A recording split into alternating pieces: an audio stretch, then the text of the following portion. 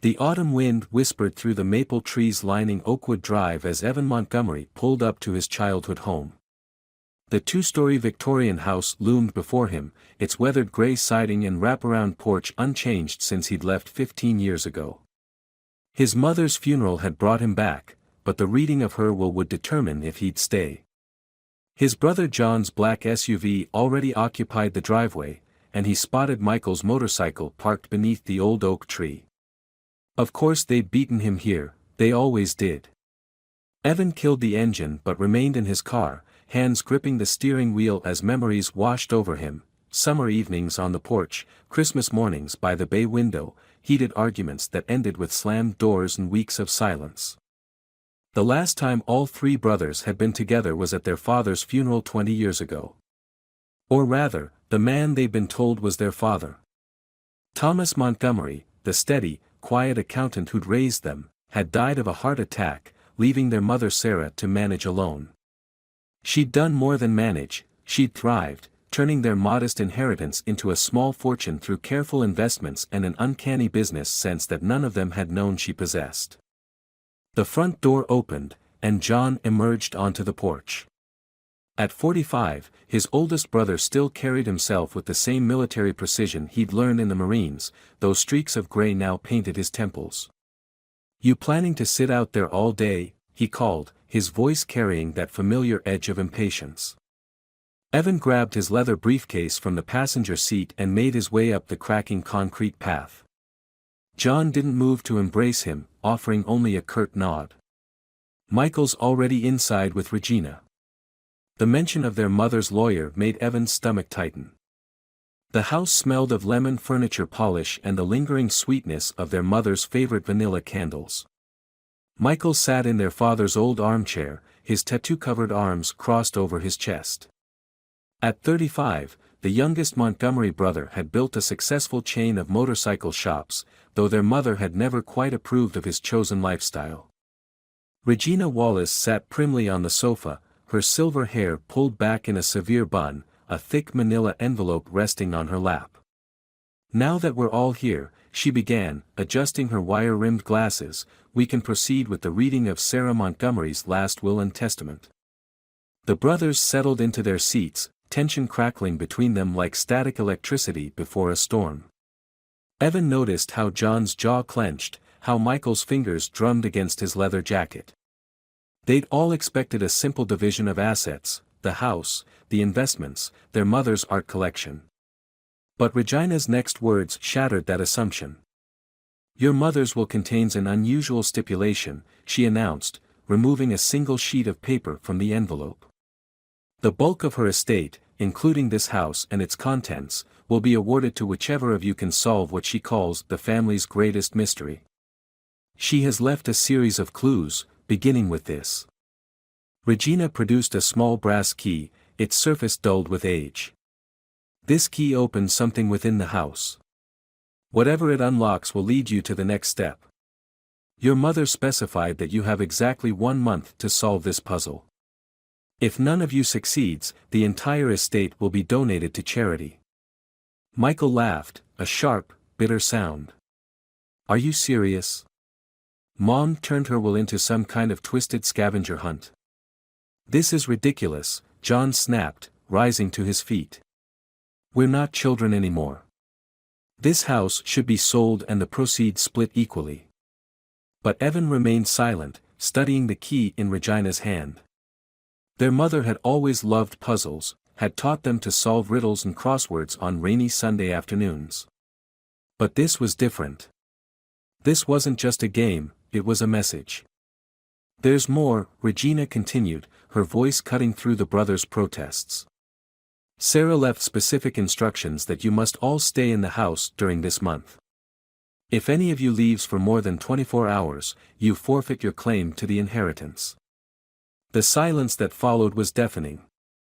Evan looked around the living room, at the family photos on the walls, at the subtle signs of their mother's recent presence, her reading glasses on the side table, her favorite shawl draped over the back of a chair. What secret could be so important that she'd orchestrate this elaborate scheme from beyond the grave? "I'll do it," Evan said quietly, surprising himself. I'll stay. John's eyes narrowed. Of course you will. You've got nothing better to do since your company went under. The jab stung, but Evan held his ground. What about you, John? Worried about what we might find if we start digging into family history? Michael stood between them, his expression unreadable. I'm staying too. Not because I believe in this crazy treasure hunt, but because Mom must have had a reason. She never did anything without a reason. Regina placed the key on the coffee table, its brass surface catching the late afternoon light. Then it settled. The month begins now. Good luck, gentlemen. I think you're going to need it. As Regina gathered her things to leave, Evan caught a glimpse of something in her expression. Was it concern? Pity? Whatever their mother had set in motion, their family lawyer seemed troubled by it. The front door closed behind Regina, leaving the three brothers alone in the growing darkness. Outside, the wind picked up, rattling the windows like invisible hands testing their locks. Somewhere in this house, their mother had hidden a truth so significant that she'd forced them together to discover it. But as Evan looked at his brothers' faces, he wondered if some secrets were better left buried. The brass key gleamed on the table, waiting. That first night in their childhood home felt like stepping into a time capsule. Evan lay awake in his old bedroom, listening to the familiar creaks and settling sounds that had once been his lullaby. Down the hall, he could hear John's measured footsteps. His oldest brother had always paced when troubled. Somewhere below, Michael's muffled voice drifted up through the heating vent as he argued with someone on the phone, probably one of his employees. The brass key sat on Evan's nightstand, taunting him. He'd claimed it while his brothers were busy arguing about bedroom arrangements, but now its weight seemed to grow with each passing hour. In the moonlight filtering through his window, he could make out subtle scratches on its surface, not from use, but deliberate marks that might be numbers or letters. Sleep proved elusive. At 3 a.m, Evan finally gave up and padded downstairs to the kitchen. He found Michael already there, nursing a glass of their mother's favorite whiskey. Couldn't sleep either. Michael didn't look up from the amber liquid. This house. Evan gestured vaguely. It feels different without her. Everything feels different without her. Michael pushed the bottle across the counter. Remember how she used to wait up for us? No matter how late we came home, she'd be sitting in that kitchen chair, pretending to read. Evan poured himself 2 fingers of whiskey. She wasn't pretending. She read everything she could get her hands on after Dad died. Business journals, investment guides, even books about art collecting. It was like she became a different person. Maybe she was always that person, Michael said quietly. Maybe we just never noticed. The sound of John's footsteps on the stairs interrupted their moment of reflection. Their oldest brother appeared in the doorway, his military bearing somewhat softened by exhaustion. If you two are done with your midnight bonding session, we should talk about how we're going to handle this situation. Handle it? Michael's voice carried a warning edge. Mom wanted us to solve a mystery, not negotiate a hostile takeover. This isn't a game, John snapped. We all have lives to get back to. Businesses to run. His eyes flicked to Evan. Well, most of us do. Evan set his glass down harder than necessary. Why don't you just say what you really mean, John? That I'm the family failure? That losing my tech company makes me desperate enough to play along with Mom's puzzle? Stop it, both of you. Michael stood between them, a role he'd played since childhood. Mom knew exactly what she was doing. She knew we'd fight, knew we'd try to find shortcuts. That's why she set it up this way. The truth of Michael's words settled over them like dust. Their mother had orchestrated this reunion with surgical precision, forcing them to confront not just her secrets, but their own fractured relationships. The key, Evan said suddenly. There are marks on it. They might be numbers, 1985. John snatched the key from him, examining it under the kitchen light. Those aren't numbers. Their letters. ATTAC. The three brothers looked up at the ceiling simultaneously. The attic had been off-limits throughout their childhood, its access door sealed with a padlock that their mother had claimed was rusted shut. Minutes later, they stood beneath the attic door in the upstairs hallway, their flashlight beams converging on the ancient padlock. The key slid in smoothly, as if the lock had been recently oiled. It turned with a soft click. John pulled down the folding stairs, their mechanisms groaning in protest. The attic air that descended carried the musty sweetness of old paper and forgotten things. They climbed up one by one, flashlights sweeping across dust-covered shapes draped in sheets. The space was larger than they'd imagined, extending the full length of the house. Their mother had converted it into a meticulous archive, filing cabinets lined one wall, and labeled boxes were stacked in precise rows. She kept everything, Michael whispered, lifting the lid of a nearby box. School reports, birthday cards, medical records. Evan's flashlight beam caught something else, a trunk tucked beneath the eaves, its brass fittings matching the key in his hand. Inside, they found photo albums, dozens of them, arranged by year. But these weren't the familiar family photos that lined the walls downstairs. These were different. In image after image, their mother appeared younger, more vibrant than they'd ever known her. And in many of the photos, she wasn't alone. A man with dark eyes and a charismatic smile appeared repeatedly, at cafes, in parks, even in front of their house. The photos spanned decades, the most recent dated just months before their mother's death. "That's not Dad," John said unnecessarily. They all knew Thomas Montgomery's face, his gentle smile and wire-rimmed glasses. This man was something else entirely, dangerous and magnetic, even in faded photographs. Evan's hands trembled as he lifted a photo from its sleeve. It showed their mother and the mystery man standing in front of a yacht, their body language intimate and familiar. The date stamp read 1983, the year before Evan was born. "There's a name on the back," Michael said, his voice tight with tension. "Sarah and James, Marina del Rey." He looked up at his brothers, his face pale in the flashlight beam. "James who? And why did Mom keep him secret all these years?" But Evan wasn't listening. His attention had fixed on something else that had fallen from the album, a newspaper clipping from 1982. The headline read, "Local developer James Barrett cleared in federal investigation." The photo accompanying the article showed the same man from their mother's hidden pictures, leaving a courthouse with a triumphant smile. But it was the smaller headline below that made Evan's blood run cold: "Questions remain about missing witness." In the beam of their flashlights, dust motes danced like silent witnesses to a truth that was only beginning to unravel. Their mother's secret life lay spread before them in fragments of paper and silver halide, each image raising more questions than answers. "I think," Evan said slowly, "we need to find out who James Barrett really was. And why Mom spent 40 years pretending he didn't exist." The attic seemed to grow colder as the implications of their discovery settled over them. Whatever game their mother had designed, it wasn't about money or property. It was about a truth she'd carried alone for decades, a truth that might destroy everything they thought they knew about their family. In the distance, a car door slammed, making them all jump.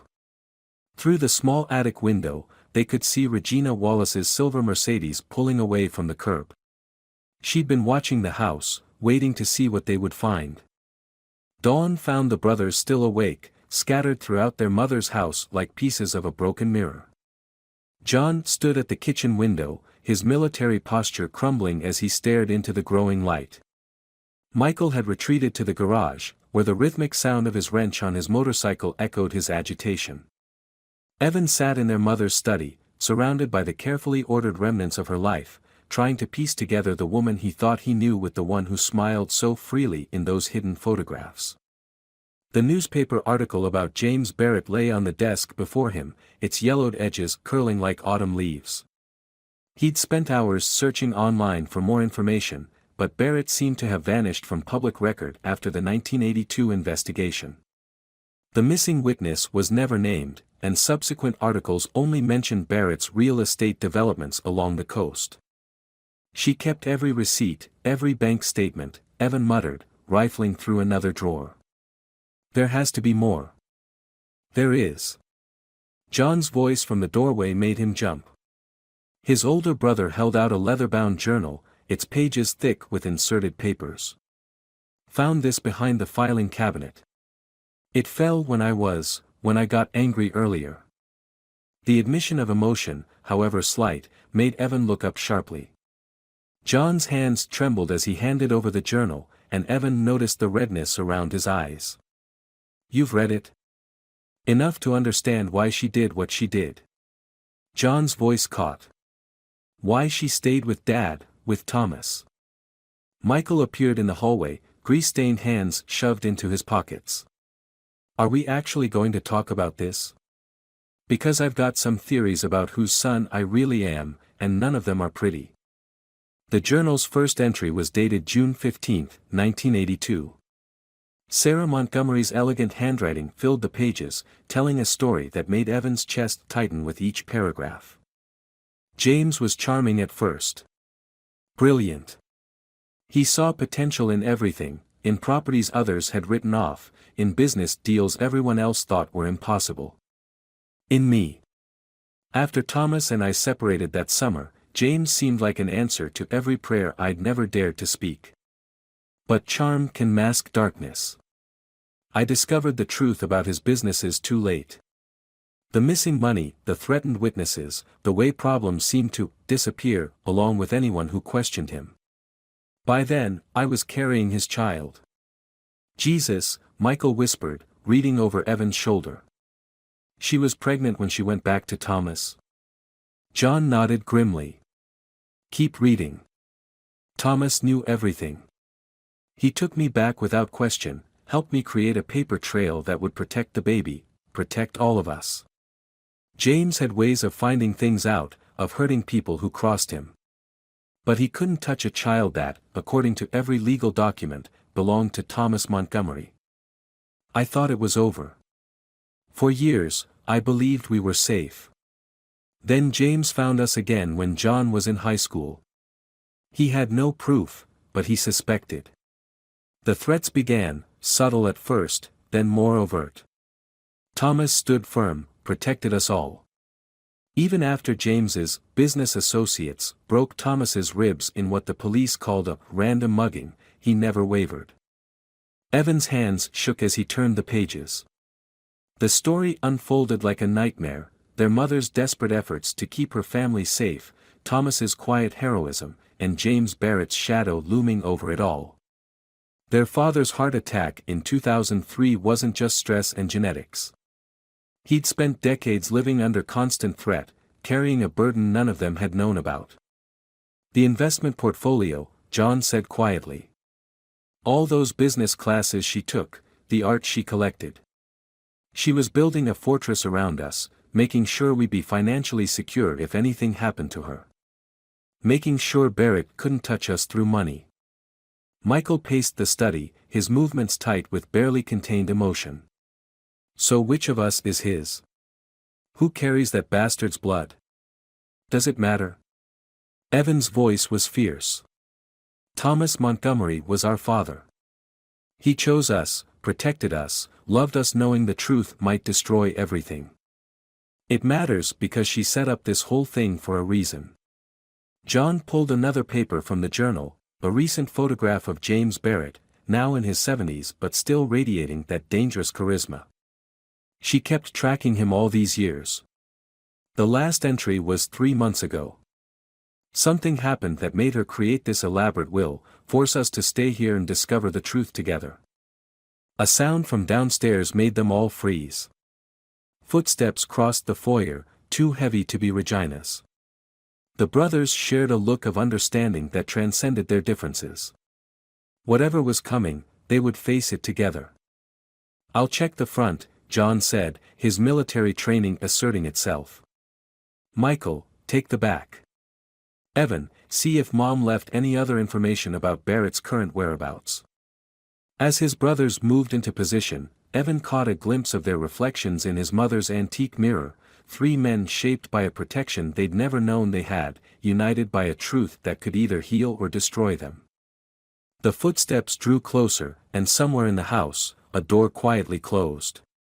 The footsteps in the foyer stopped, followed by the soft scrape of something being slid under the front door. When they investigated, they found a single manila envelope bearing their mother's handwriting, "When you're ready to understand." Inside was a letter dated just 2 weeks before her death, along with a stack of photographs that made John sink into the nearest chair, his face ashen. The pictures showed James Barrett at various locations around their town, outside John's military consulting firm, near Michael's main motorcycle shop, even in the parking lot of the tech startup where Evan had worked before its collapse. "She was watching him watch us," Evan whispered, the realization settling like ice in his veins. Their mother had become the observer of their observer, documenting Barrett's steady encroachment into their lives with the same meticulous attention she'd given to her business records. The letter began without preamble. "My dear sons. By now you've discovered the truth about James Barrett and the choice I made 40 years ago. But there's more you need to understand about your father, your real father, Thomas Montgomery. The night James discovered I was pregnant, he revealed his true nature. The successful businessman was a facade, underneath lay a man who treated people like pieces on a chessboard, moving them or removing them according to his whims. That night, he spoke of his plans for the child, how he would mold his heir into someone who could handle the necessary unpleasantness of his business empire. I ran to Thomas, who had never stopped loving me despite our separation. He didn't hesitate. 'We'll protect this child,' he said, 'and any others that come after.' He understood that my pregnancy meant all our children would need protection. Barrett would never be certain which was his, so he would have to treat them all as potential heirs. Thomas crafted our defense with the same quiet precision he brought to his accounting work.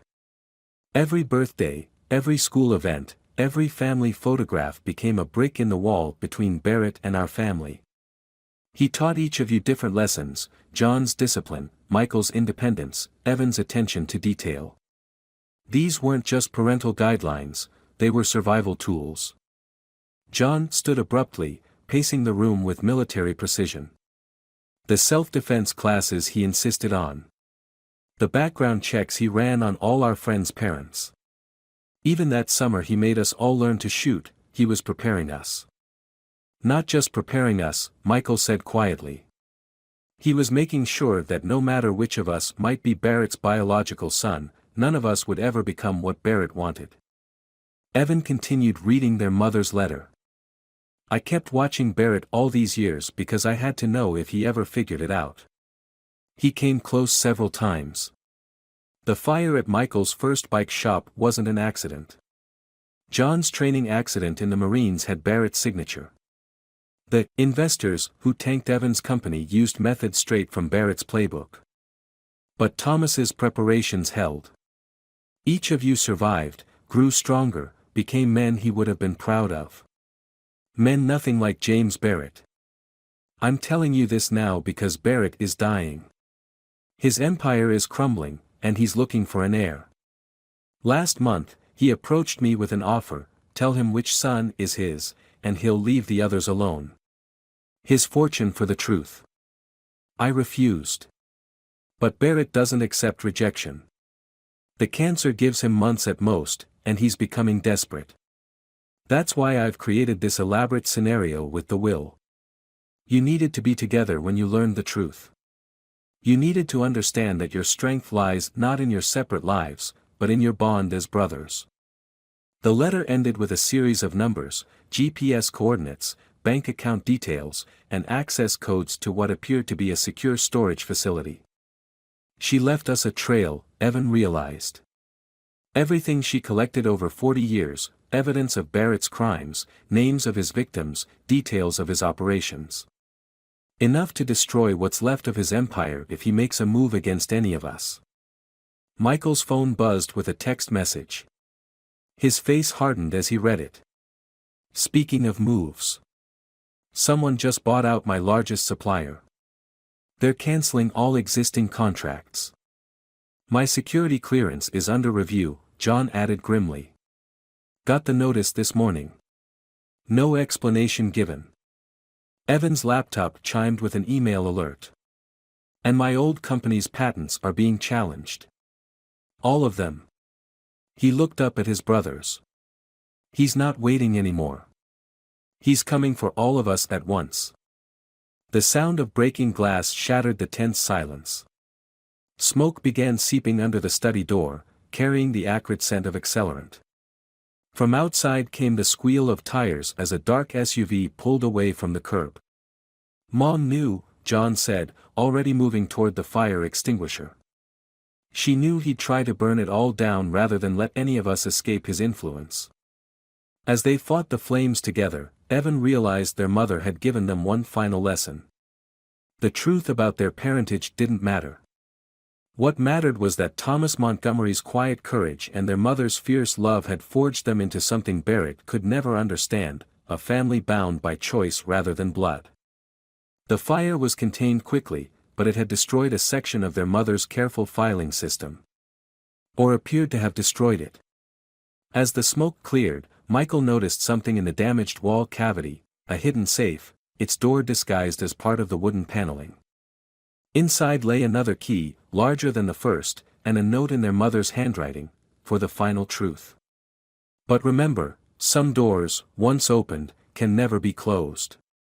The new key led them to a storage facility on the outskirts of town, where decades of their mother's quiet resistance lay preserved in climate-controlled darkness. As Evan unlocked the unit, the overhead light revealed walls lined with filing cabinets, each labeled with a year. In the center stood a single desk, their mother's reading glasses still perched beside a leather-bound notebook. She built a war room, John whispered, running his fingers over the carefully organized files. Every move Barrett made, every person he hurt, every business he destroyed, she documented all of it. Michael picked up the notebook, his hands trembling slightly. This is different from the other journal. It's addressed to all of us. My beloved sons. The truth I've carried all these years weighs heavily tonight. James Barrett's cancer diagnosis has forced my hand. But before you learn the final piece of this puzzle, you need to understand the full scope of your father's courage, and mine. Thomas knew the risks when he chose to protect us. The night I came to him, desperate and afraid, he showed me what true strength looks like. Not Barrett's brutal force, but the quiet power of unconditional love. A real man, Thomas told me, protects those who need protection, no matter the cost. Every time Barrett's men came around, every time they threatened our family, Thomas stood firm. He taught each of you his values in different ways, John's sense of duty, Michael's fierce independence, Evan's dedication to truth. These weren't random traits, they were armor against Barrett's influence. But there's something else you need to know about that time. Something I've carried alone until now. The brothers gathered around Michael as he continued reading. The missing witness from Barrett's 1982 trial wasn't missing at all. She was hidden, protected by people who understood what Barrett was capable of. That witness was me. I had evidence of everything, the bribes, the threats, the violence. Enough to put Barrett away for life. But when I discovered I was pregnant, everything changed. Barrett had connections inside law enforcement, inside the prosecutor's office. If I had testified, no witness protection program could have kept us safe. Thomas offered a different kind of protection. We would hide in plain sight. He would claim the child as his own, and we would build a life so normal, so unremarkable, that Barrett would never suspect the witness he sought was right in front of him. As years passed and our family grew, Thomas's love proved stronger than any legal document.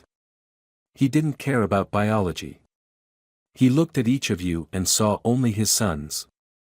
The fact that one of you carried Barrett's DNA meant nothing compared to the bonds we forged together. Evan's vision blurred as he read over Michael's shoulder. The weight of his mother's sacrifice, of Thomas's quiet heroism, settled over him like a blanket. All these years, they'd lived under the protection of their parents' love, never knowing the true depth of their courage. There's more, Michael said, turning the page. A letter from Dad. The familiar handwriting, not seen since Thomas's death 20 years ago, made them all catch their breath. My boys. If you're reading this, then your mother has finally shared our story. I need you to know that being your father was never a burden, it was the greatest gift of my life. Each of you carries a piece of my heart, not because of blood, but because of choice. John, your strength comes from your sense of justice, not from anger. Michael, your spirit is wild and free because you choose to be, not because of any man's influence. Evan, your perception sees truth others miss, because you learn to look with your heart first. Barrett may have contributed DNA to one of you, but he never understood what makes a real father. A real father stays up all night with sick children. He teaches his sons to be strong by showing them it's okay to be gentle. He loves without condition or expectation. I'm proud of the men you've become. Whatever happens next, remember, family is about choice, not chance. And we chose each other. John's military composure cracked as Michael read the final words. Even now, years after his death, their father was protecting them, teaching them, loving them. A sound outside the storage unit made them all freeze. Through the gap under the door, they could see shadows moving. Multiple sets of footsteps approached with measured precision. Barrett's people, John whispered, falling naturally into a defensive stance. But Evan was already reaching for another file, one labeled with tomorrow's date. Inside, they found detailed dossiers on each of Barrett's current associates, including the men likely standing outside right now. Their mother's foresight reached out even here, giving them the knowledge they needed. She knew they'd follow us, Michael realized. This whole setup, it wasn't just about learning the truth. It was about finishing what she started 40 years ago. The footsteps stopped outside their door. But now, armed with their parents' decades of careful planning and protection, the brothers stood ready. Whatever came next, they would face it together, not as Barrett's potential heirs, but as Thomas Montgomery's sons. The door began to open. The storage unit door opened to reveal Regina Wallace, flanked by two police detectives. The lawyer's usual composure had cracked, revealing the weight of decades of shared secrets. Your mother, Regina said softly, asked me to give you exactly 1 month to find the truth on your own. But she also made me promise that if Barrett's people made a move against you, I would bring in the protection she arranged.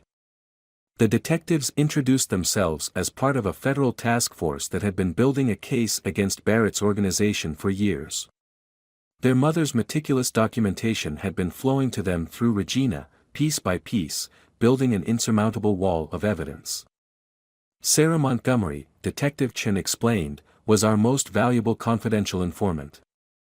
She spent 40 years gathering evidence, not just about Barrett's past crimes, but about his ongoing operations. The cancer diagnosis made him sloppy, desperate. He started making mistakes, and your mother documented every one. John sank into the desk chair, the soldier's tension finally leaving his shoulders. All those business classes she took, the investment seminars, she was learning how to track his financial crimes. The art collecting, Michael added, understanding dawning in his eyes. She wasn't just building a nest egg. She was monitoring his money laundering through private galleries. Evan picked up their mother's reading glasses, holding them like a precious artifact. And she used my tech company's data analysis software to connect all the pieces. That's why Barrett's people arranged its collapse, they must have figured out what she was doing. Regina opened her briefcase and withdrew a final envelope. This morning, James Barrett was arrested at his estate in Palm Springs. The evidence your mother gathered was instrumental, but what really mattered was this. Inside the envelope was a DNA test report, dated just 3 months before their mother's death. She had tested her own DNA against a sample obtained from Barrett's coffee cup, likely during one of their mysterious meetings that she documented in her journal. She discovered something that changed everything, Regina said. James Barrett was sterile. Had been since a childhood illness. He could never have fathered any children. The silence that followed was profound. Michael was the first to laugh, a sound of pure relief and joy. So none of us, we're all Thomas Montgomery's sons, John finished, his voice thick with emotion.